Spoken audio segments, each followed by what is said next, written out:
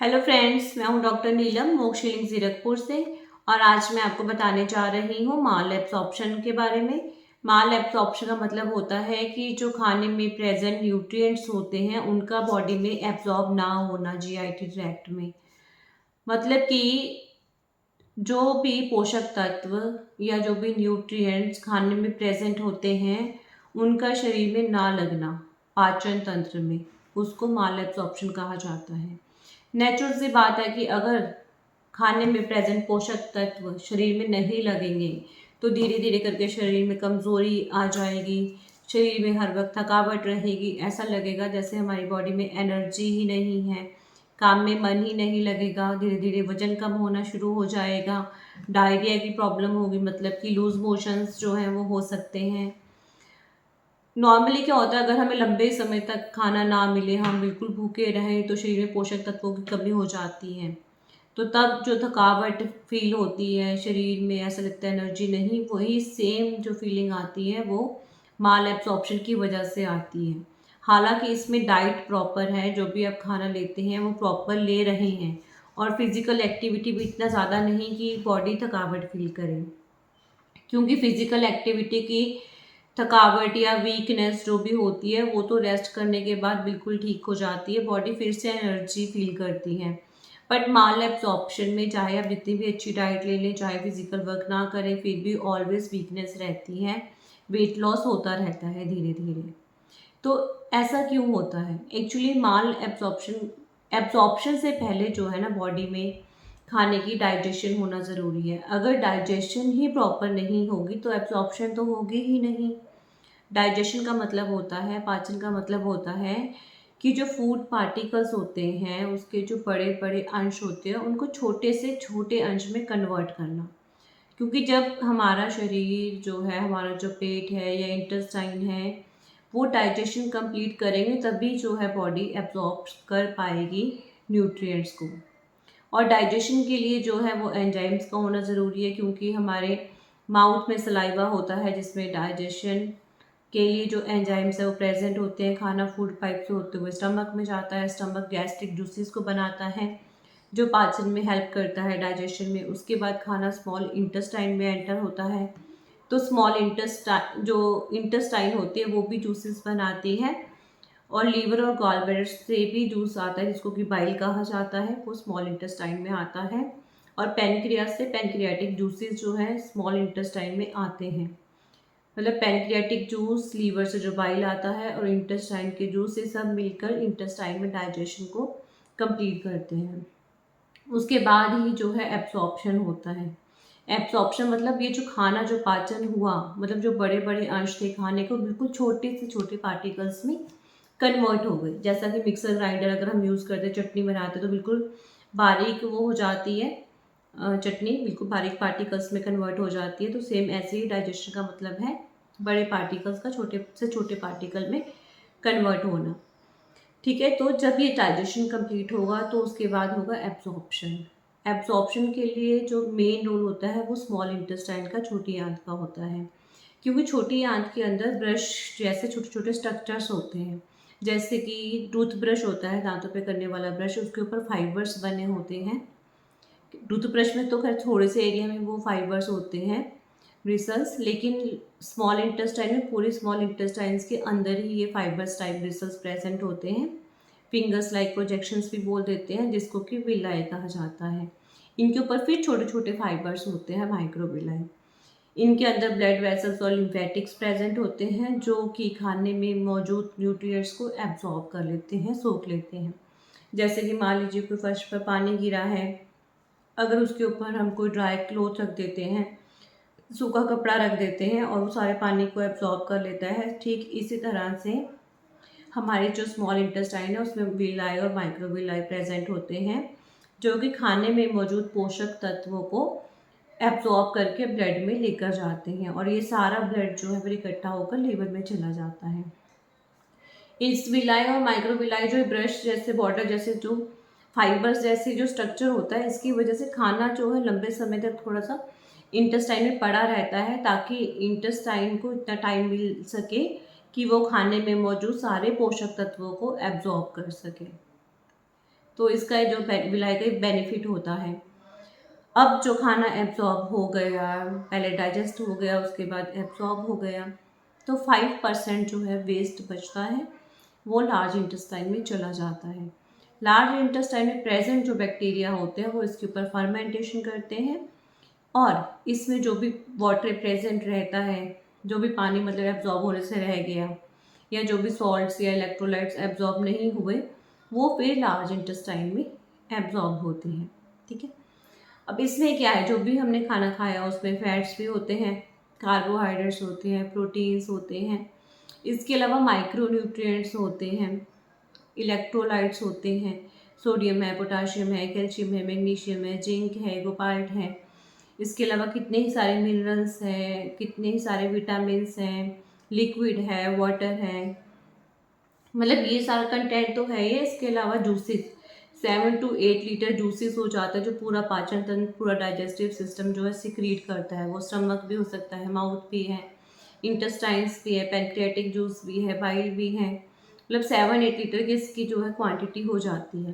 मतलब इतना सारा बल्क जो है वो पूरा डाइजेस्ट और एब्जॉर्ब होने के बाद ओनली 5% जो वेस्ट है वो बचता है, जो कि लार्ज इंटेस्टाइन में चला जाता है। अगर ये एंजाइम्स या जूसेस प्रॉपरली सिक्रीट नहीं होंगे तो डाइजेशन जो है वो प्रॉपर नहीं होगा। ऐसा होगा अगर कोई भी इन्फेक्शन है, कोई भी इन्फ्लामेशन है, कोई सूजन है लंबे समय तक बनी हुई है, चाहे वो पेट में हो, चाहे वो स्मॉल इंटेस्टाइन में हो, चाहे वो लार्ज इंटेस्टाइन में हो। क्योंकि इन्फेक्शन की वजह से, इन्फ्लामेशन की वजह से, जैसे कि HIV हो जाता है या TB हो जाता है इंटेस्टाइन्स का, या फिर जैसे कि इन्फ्लामेटरी बाउल डिसीज़ है जिसमें लंबे समय तक क्रॉनिक इन्फ्लामेशन हो जाती है, अल्सरेटिव कोलाइटिस है, क्रॉन्स डिजीज़ है, क्रॉनिक गैस्ट्राइटिस है, एट्रोफिक गैस्ट्राइटिस है। इसमें क्योंकि सेल्स जो है वो डैमेज हो जाते हैं, जिसकी वजह से जूसेस जो है प्रॉपरली सिक्रीट नहीं हो पाते और डाइजेशन जो है प्रॉपर नहीं होता। या फिर जैसे कि लीवर है, गॉल ब्लैडर है, उसकी जो डक्ट है उसमें स्टोन्स हो जाते हैं, कोई ट्यूमर हो जाता है, या कोई उसमें ऑब्स्ट्रक्शन हो जाते हैं किसी और कारण से, जिसकी वजह से बाइल जो है वो स्मॉल इंटेस्टाइन में आ ही नहीं पाता, तो डाइजेशन प्रॉपर होगी ही नहीं।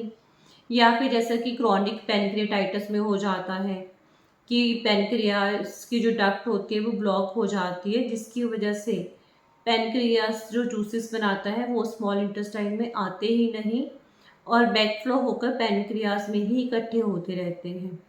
तो ऐसे केसेस में जो है अगर जूसेस नहीं बनेंगे और एंजाइम्स जो हैं वो स्मॉल इंटेस्टाइन में एंटर ही नहीं होंगे तो डाइजेशन प्रॉपर होगा ही नहीं, या फिर इंटेस्टाइन में ही इन्फेक्शन हो गया है, इंटेस्टाइन में ही इन्फ्लामेशन हो गई है, इंटेस्टाइन्स के सेल्स जो है डैमेज हो गए हैं, जिसकी वजह से इंटेस्टाइनल जूस जो है वो सिक्रीट नहीं हो पा रहा।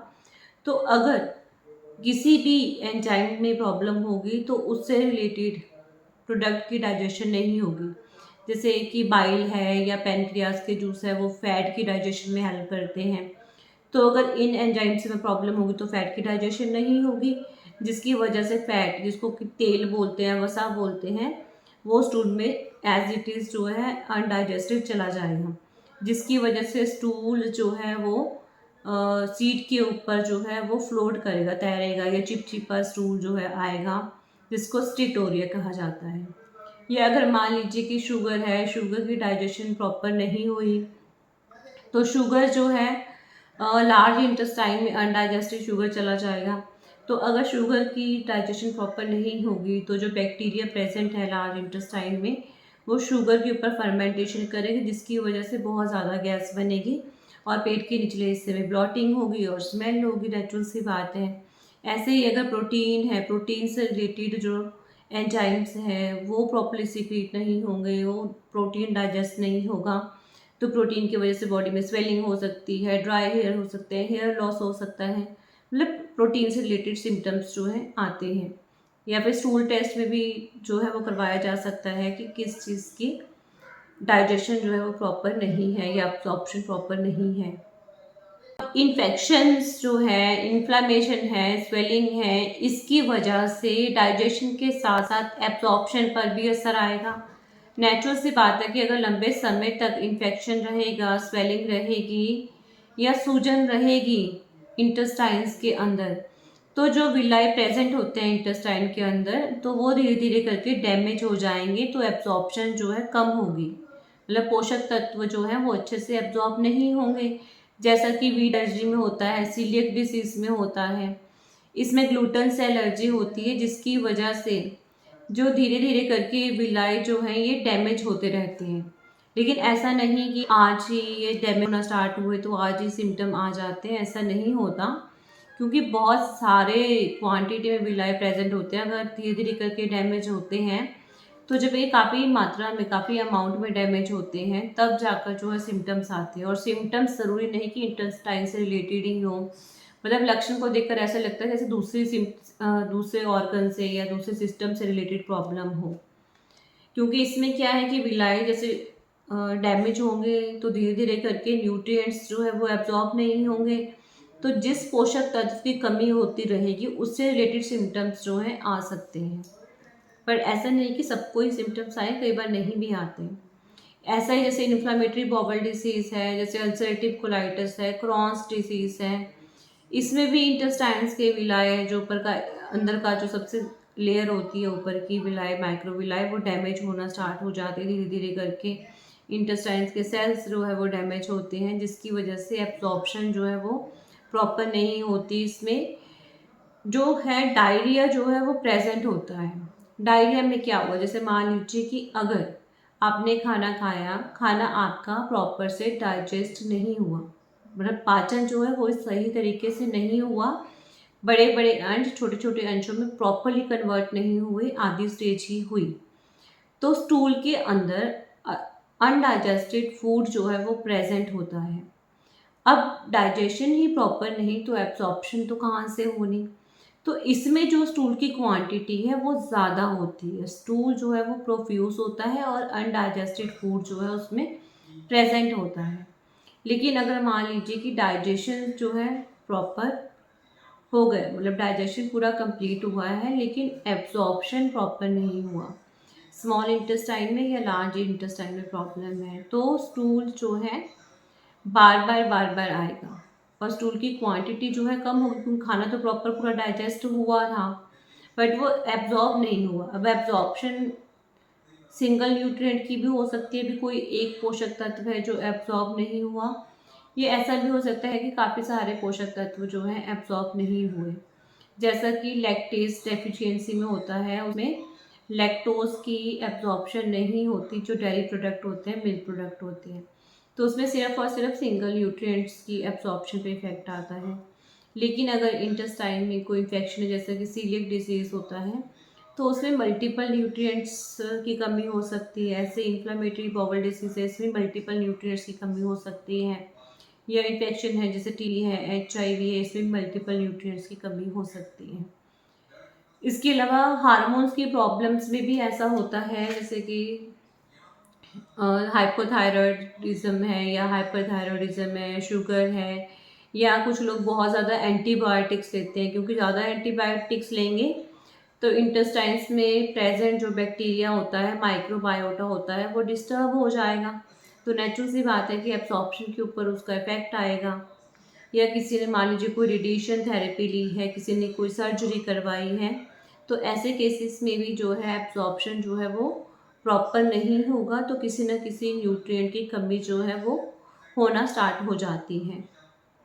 अगर ब्लड सर्कुलेशन से रिलेटेड प्रॉब्लम होगी तो भी जो है एब्जॉर्प्शन न्यूट्रिएंट्स की नहीं होगी, क्योंकि मान लीजिए कि जैसे कि पूरा ब्लड जो है ये जो है पहले लीवर में जाता है, और लीवर जो है वो कहीं ना कहीं डायरेक्ट या इनडायरेक्ट वे में डाइजेशन के ऊपर और एब्जॉर्प्शन के ऊपर रोल प्ले करता है। तो अगर ब्लड सर्कुलेशन ही प्रॉपर नहीं होगा या ब्लड फ्लो प्रॉपर नहीं होगा, या जो लिम्फेटिक्स होते हैं जो कि फैट की एब्जॉर्प्शन में हेल्प करते हैं, उसमें कोई ऑब्स्ट्रक्शन होगा, तो भी जो है माल एब्जॉर्प्शन के सिम्टम्स जो है आते हैं, क्योंकि न्यूट्रिएंट्स एब्जॉर्ब ही नहीं होंगे। हाँ, लेकिन अगर मान लीजिए ऐसा भी है, क्योंकि मैं इसमें माल एब्जॉर्प्शन के बारे में बता रही हूँ, मतलब कि जो पाचन तंत्र से रिलेटेड है, ठीक है ना, न्यूट्रिएंट्स की कमी उसके बारे में। अब मान लीजिए कि डाइजेशन भी प्रॉपर है, एब्जॉर्प्शन भी बिल्कुल प्रॉपर है, क्योंकि पूरे डाइजेस्टिव सिस्टम में ब्लड जाता है लीवर में, ठीक है ना। फिर लीवर जो है इसे मैन्युफैक्चरिंग करते हैं लीवर को जो है, और डिस्ट्रीब्यूशन काम जो है वो लीवर का है। कई बार ऐसा भी होता है कि डाइजेशन भी प्रॉपर है, एब्जॉर्प्शन भी प्रॉपर है, ठीक है ना, लेकिन फिर भी वजन कम हो रहा है, थकावट हो रही है, तो इसका मतलब वो जीआईटी ट्रैक्ट के अलावा बाकी और सिस्टम में प्रॉब्लम है या बाकी दूसरे ऑर्गन में प्रॉब्लम है। वो लीवर भी हो सकता है, ब्लड भी हो सकता है, या और भी मतलब ऑर्गन से रिलेटेड प्रॉब्लम्स हो सकती हैं, लेकिन मैं इसमें सिर्फ जीआईटी के बारे में बता रही हूँ, ठीक है ना। अब इसमें सिम्टम्स जो है वो लक्षण क्या, ज़रूरी नहीं कि लक्षण आएगा ही आएगा, ज़रूरी नहीं होता ऐसा, आ भी सकता है, नहीं भी आ सकता है। जैसे क्योंकि इसमें अगर सिंगल न्यूट्रिएंट कम है, मैंने बताया ना, इसमें एक पोषक तत्व की कमी भी हो सकती है, मल्टीपल भी हो सकती है। जैसे कि अगर खाना डाइजेस्ट नहीं होगा, अनडाइजेस्टेड फूड जो है वो जा रहा है, ठीक है, तो नेचुरल सी बात है कि अनडाइजेस्टेड फूड कहाँ जाएगा, लार्ज इंटेस्टाइन के अंदर जाएगा, और लार्ज इंटेस्टाइन में बैक्टीरिया प्रेजेंट है, तो बैक्टीरिया अनडाइजेस्टेड फूड के ऊपर फर्मेंटेशन करेंगे, तो ऐसे में गैस ज़्यादा बनेगी, तो फ्लैचुलेंस होगा, ब्लोटिंग होगी, क्योंकि गैस जो है वो इकट्ठी होना स्टार्ट हो जाए, जिसकी वजह से पेट फूलेगा, पेट में डिस्कम्फर्ट होगी, क्रैम्प्स भी हो सकते हैं, दर्द भी हो सकता है पेट में, डायरिया होगा, क्योंकि अगर खाना डाइजेस्ट ही नहीं हुआ, अनडाइजेस्टेड फूड है, तो एक स्टूल की जो क्वांटिटी है वो ज़्यादा होगी। हो सकता है एक ही बार हो पूरे दिन में स्टूल, बट स्टूल की क्वांटिटी जो है बहुत ज़्यादा होगी, प्रोफ्यूज होगी, क्योंकि खाना डाइजेस्ट ही नहीं हुआ। और अगर खाना डाइजेस्ट हो गया, एब्जॉर्ब नहीं हुआ, इंटेस्टाइन से रिलेटेड प्रॉब्लम्स हैं, तो स्टूल की क्वांटिटी कम होगी, लेकिन बार बार अर्ज होगी। हो सकता है दिन में 8 या 10 बार जाना पड़े, मोशंस की क्वांटिटी मतलब स्टूल जो है 8 to 10 टाइम्स जो है पर डे जाना पड़े, बट स्टूल की क्वांटिटी कम होगी, वाटरी स्टूल होगा। नेचुरल सी बात है कि एब्जॉर्प्शन प्रॉपर नहीं है, तो उसमें वाटर है, या जो म्यूकस बनाता है इंटेस्टाइन, क्योंकि इंटेस्टाइन म्यूकस सिक्रीट करता है, वो म्यूकस भी जो है उसमें प्रेजेंट होगा वेस्ट में, वाटर भी वेस्ट में प्रेजेंट होगा, इलेक्ट्रोलाइट्स जो small intestine large intestine absorb करते थे वो एब्जॉर्ब नहीं है, वो इलेक्ट्रोलाइट्स वेस्ट में होंगे, तो इसलिए वाटरी स्टूल होगा, सॉलिड नहीं होगा, क्योंकि वाटर भी प्रॉपर एब्जॉर्ब नहीं हुआ, म्यूकस भी उसमें है, सॉल्ट्स भी प्रॉपर एब्जॉर्ब नहीं हुए, इलेक्ट्रोलाइट्स भी नहीं हुए। तो अगर फैट है, जैसे मैंने ऑलरेडी बता चुकी हूँ, अगर फैट एब्जॉर्ब नहीं होगा तो स्टिटोरिया होगा, स्टिकी स्टूल होगा, फ्रूट करेगा वो सीट के ऊपर, शुगर है तो गैस होगी, ब्लोटिंग होगी, और स्मेल होगी, और प्रोटीन है तो स्वेलिंग होगी। बाकी स्टूल टेस्ट तो हम करवा ही सकते हैं कि कौन सा न्यूट्रिएंट कम है, या कई वजह से पेट में कीड़े हो जाते हैं, कोई पैरासिटिक इन्फेक्शन हो गया, राउंड वर्म हो गया, तो जिसकी वजह से भी एब्जॉर्प्शन और डाइजेशन के ऊपर फ़र्क मतलब असर पड़ता है। ऐसे में भी जो न्यूट्रिएंट्स है प्रॉपरली एब्जॉर्ब नहीं होते हैं, तो इन सब के लिए जो है प्रॉपरली एक बार स्टूल टेस्ट करवा कर देखा जा सकता है कि किस न्यूट्रिएंट की कमी हो रही है, कौन सा न्यूट्रिएंट जो है बॉडी में एब्जॉर्ब नहीं हो रहा। ऑप्शन में वेट लॉस जो होता है कॉमन होता है, क्योंकि न्यूट्रिएंट्स बॉडी में एब्जॉर्ब नहीं होते, खाना जो है मतलब कह सकते हैं पोषक तत्व जो है शरीर में नहीं लगते, जिसकी वजह से धीरे धीरे वजन कम होने लगता है। इसकी वजह से कुछ लोग जो है वो अपना ओरल इनटेक इंक्रीज कर देते हैं, अपने खाने को इंक्रीज कर देते हैं, जिसकी वजह से और ज़्यादा गैस बनती है और ज़्यादा ब्लोटिंग होती है। अब लक्षण डिपेंड करते हैं कि कौन से पोषक तत्व की कमी है शरीर में। मान लीजिए आयरन की कमी हो सकती है, विटामिन B12 की हो सकती है, फॉलिक एसिड की हो सकती है, जिसकी वजह से खून में कमी हो जाएगी तो एनीमिया से रिलेटेड लक्षण आते हैं। अगर विटामिन D या कैल्शियम की कमी हो जाएगी तो बोन्स वीक हो जाती है, बोन से रिलेटेड सिम्टम्स आते हैं। अगर प्रोटीन की डिफिशियंसी हो जाएगी तो स्वेलिंग हो सकती है, मसल्स वीक हो जाते हैं, नमनेस लगती है, शरीर में वीकनेस लगेगी, सून जैसे हम कहते हैं कि लंबे समय तक बैठे रहे तो हाथ पैर सून हो जाते हैं, ठीक है। मतलब कि या फिर जैसे विटामिन्स हैं, कितने तरह के विटामिन्स हैं, किस विटामिन की डेफिशिएंसी होगी तो उसी विटामिन की डेफिशिएंसी से रिलेटेड सिम्टम्स आएंगे। इलेक्ट्रोलाइट्स है, सोडियम है, पोटाशियम है, मैग्नीशियम है, मतलब अगर इलेक्ट्रोलाइट्स की डेफिशिएंसी होगी तो उससे रिलेटेड सिम्टम्स आएंगे। मतलब अगर सिम्टम्स सब में सेम नहीं होते, अलग अलग होते हैं, किसी में किसी चीज़ की डेफिशिएंसी होती है, किसी में किसी चीज़ की डेफिशिएंसी होती है। या जैसे प्रोटीन है, अगर मान लीजिए कि इंटेस्टाइन है, इंटेस्टाइन में इन्फेक्शन है, इन्फ्लामेशन है, अगर सेल्स डैमेज होते हैं तो प्रोटीन जो है वो स्टूल में लीक करता है, जिसकी वजह से भी प्रोटीन की डेफिशिएंसी होती है, उसके लिए स्टूल टेस्ट करवा सकते हैं। देखो स्टूल टेस्ट जो सबसे कॉमन टेस्ट होता है, अगर इंटेस्टाइन से रिलेटेड प्रॉब्लम या जीआईटी ट्रैक्ट से रिलेटेड, मतलब लोअर पोर्शन से रिलेटेड कोई भी प्रॉब्लम होती है। इसके अलावा सीबीसी है, कंप्लीट ब्लड काउंट, हीमोग्लोबिन है, रेड ब्लड सेल है, डब्ल्यूबीसी है, प्लेटलेट्स हैं, एलएफटी है, लीवर फंक्शन टेस्ट है, विटामिन के टेस्ट हो सकते हैं, चाहे विटामिन डी हो, विटामिन बी 12 हो, आयरन प्रोफाइल हो सकता है। बाकी सिम्टम्स के अकॉर्डिंग होता है कि जो भी आपकी डिटेल रहती है उसके अकॉर्डिंग किस टेस्ट की रिक्वायरमेंट है, अल्ट्रासाउंड है, सिटी स्कैन है, एमआरआई है, स्टूल टेस्ट है, या जैसे वीट एलर्जी में है फिर उसमें आईजी या उससे रिलेटेड जो है टेस्ट होते हैं, टीटीजीए, मतलब एलर्जी से रिलेटेड जो होते हैं। अभी डिपेंड करता है हिस्ट्री के अकॉर्डिंग, पास्ट प्रेजेंट जो भी सिम्टम्स आते हैं, कि डॉक्टर आपको कौन सी टेस्ट जो है वो रिकमेंड करता है।